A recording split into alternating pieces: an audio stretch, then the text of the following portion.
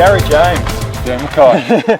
How are you going, mate? Welcome to the 24 Solos for another year. Thank you very much. How are you feeling about it? Yeah, feeling really good. A little bit of a hiccup in the Mont last week, but everything's good. What happened in the Mont? I had a big over the handlebars in fast descent on the beer garden. Got chased down by an elite guy and just felt the pressure and binned it big time. Oh, it's a bit disappointing. You pulled up okay though? Yeah, I had some needles in the neck a few times this week and x-rays on the hand to clear a broken bone, but everything's good, no excuses. Fantastic. How's the preceding months going? You've won the, I think the Masters or Super Masters category, what now, 3 years or 4 years I think running? about 5 years I've won the 5 years. 5 years here in the solo. Going for number 6, I'm pretty sure. But, yeah, it's going to be a tough battle as always, plenty of opposition. Who do you think's the big contenders for you this year? Peter Selkrig's doing big miles, I hear, up on the Central Coast. He's riding really well. He'll be my main opposition. Have you raced against him before? Yeah, we race against each other probably 10-15 times a year. Okay. Yeah, we know each other pretty well. Who comes out on top? Oh, I've been lucky to have the wood on him so far, but hopefully that continues. What's your race strategy? You know, Ed talked about this being a course which is really going to decide the racing, with probably some big time gaps, some steep climbs, long climbs, and some quite technical sections. Yeah, well, I do like to climb. I'm pretty well known as a decent climber, so I like to climb. So I'll probably go. I normally go hard early, try and break the opposition, and grovel home. You've certainly grovelled home a couple of times in the past. So I do remember on I think your first 24 hour you went without nicks for a little while. Yeah, we had a few. The first year was a bit of a learning curve. No training at all, no real race preparation. Just it was a real seat of the pants job, and the seat of the pants really paid the price.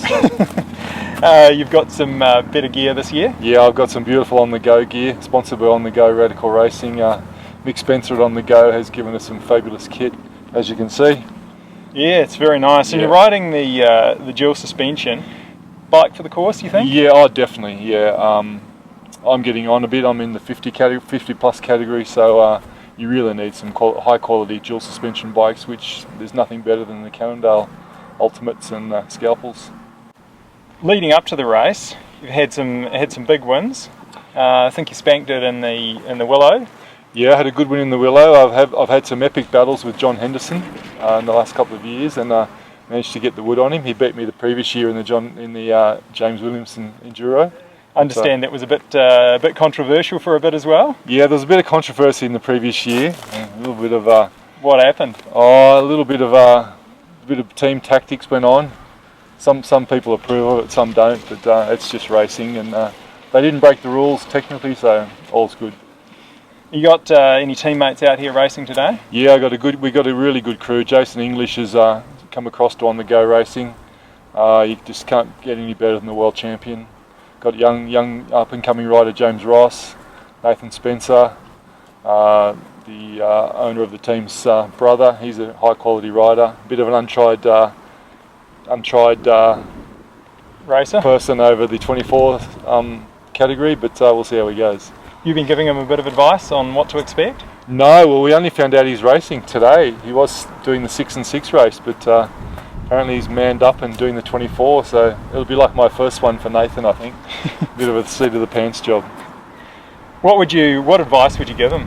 What do you think's key in racing a 24? Nathan's got massive skills and tends to go hard really early, so I would tell him to hold back and pace himself, because the race doesn't really start till well after midnight. What do you think's the halfway point of the race? Probably around between 2 and 4 a.m. for me. I'm not the greatest night rider, and I sort of tend to dread the night laps. So I try and have my competitors put away by midnight, so I can sort of switch off a bit. Have you got some strategies to try and carry you through the witching hour at 3 or 4? Yeah, well, I'm sponsored by Radical Lights, and they're about the brightest lights going around, and this will be my first solo 24 using Radical Lights, so I think I'll be a lot quicker this year in the night laps than previously. Have you had any practice with the Radical Lights? Yeah, I've used the Radical Lights quite a few times in the last week in the Mont. Did some good night laps even after a heavy crash, so it didn't go too bad. So I'm really happy with the Radical Lights.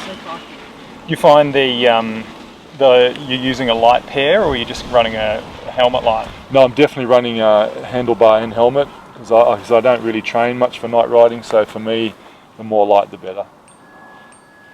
Yeah, sounds fantastic. Well, we'll let you get out there and smash out a lap. And do a practice lap. Yeah, go awesome. home and rest up. Yeah. You got yourself planned something to eat for tonight? Yeah. I think I'll be having some paella to my girlfriend's house tonight. Get plenty of rice in. Yeah. Sounds good.